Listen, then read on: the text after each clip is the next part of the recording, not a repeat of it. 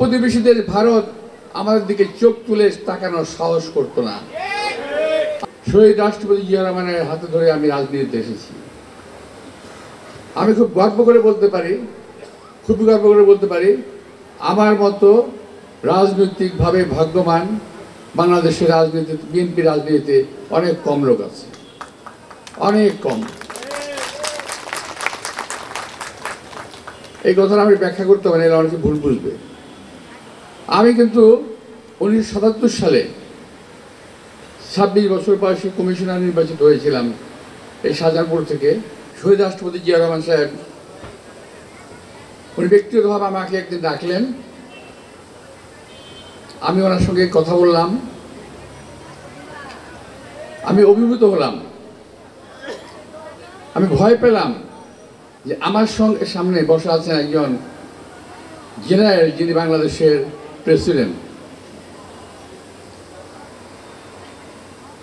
কিন্তু যখন কথা বলা শুরু করলেন, আমি অনেকটা বন্ধু হয়ে গেলাম, আমার মনে হলো। খুব ফ্রেন্ডলি কথাবার্তা বললেন। আমার আল্লাহর রহমতে আমি বলতে পারবো যে আমার সঙ্গে অনেক কথা বলেছেন। আমি অনেক ডায়লগ বলতে পারবো, এগুলো আমি হয়তো আস্তে আস্তে আপনাদেরকে একদিন শোনাবো যদি সুযোগ হয়। তো অতঃপর আমি সংক্ষিপ্ত করে আনছি, জাগো দল হলো, বিএনপি গঠিত হলো, এবং অনেকে বলে যে বিএনপিতে আমি যোগদান করেছি। আমি বিএনপিতে যোগদান করি নাই ভাই। বিএনপি আমি শহীদ রাষ্ট্রপতি জিয়া রহমানের সঙ্গে থেকে প্রতিষ্ঠা করেছি।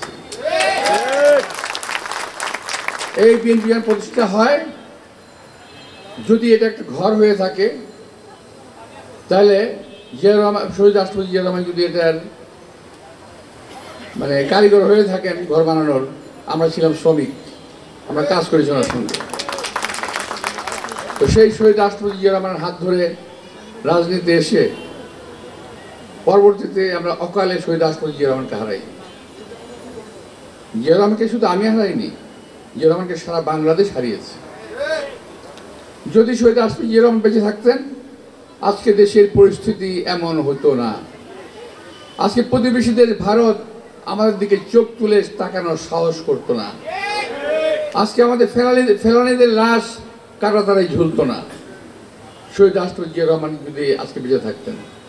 এবং উনি বিশ্বব্যাপী যে সুনাম অর্জন করেছিলেন, সেই কারণেই শহীদ রাষ্ট্রপতি জিয়া রহমানকে শাহাদাত বরণ করতে হয়, কুচক্রীদের হাতে তাকে জীবন দিতে হয়।